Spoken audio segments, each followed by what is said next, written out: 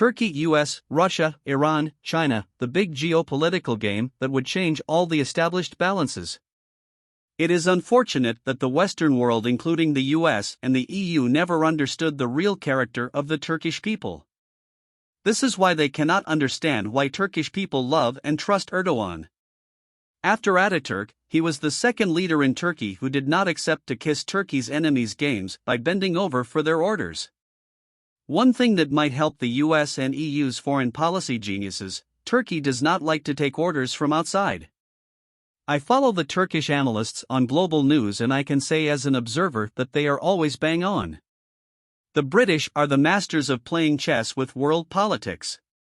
They should never underestimate Turkish intelligence and their abilities to read between the lines and make believe their adversaries that they bought their games. On the subject of Turkey's candidacy to the EU, it is a fact that it will never happen. Erdogan knows this very well, but he still plays with it just to bother the EU for other reasons. We all know that the EU will never accept a Muslim country as a member, but the irony in the EU, like in countries such as Germany, Belgium, and France, the Muslim population is around 10%. NATO is also a dead subject in reality because NATO is a sales organization for the US military complex.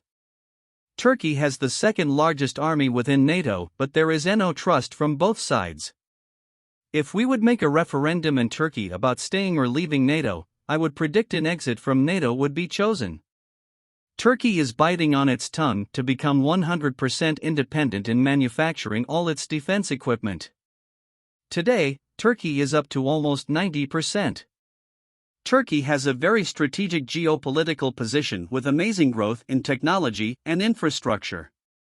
Families like the Rockefellers and the Rothschilds have been doing their best to control and take over Turkey for their own strategies.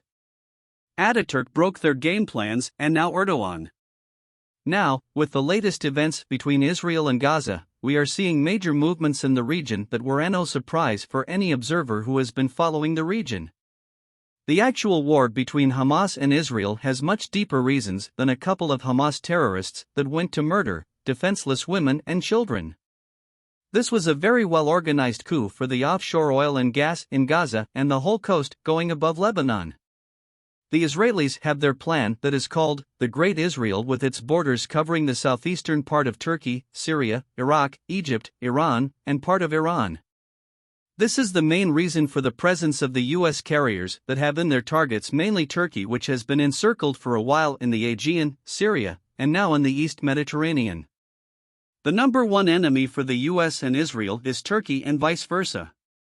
The US does not care if Turkey is part of NATO. They want the oil and gas and the underground natural resources as usual. Turkey has a big joker in this poker game that Israel and the US know very well, which the Turan Army is. The Turan Army is made up of the Turkic nations that formed a union in Asia. I think that Iran and even Armenia could be part of the Turan Union for their own interest in order to create a new power balance in the region and against their enemies with a population above 300 million people.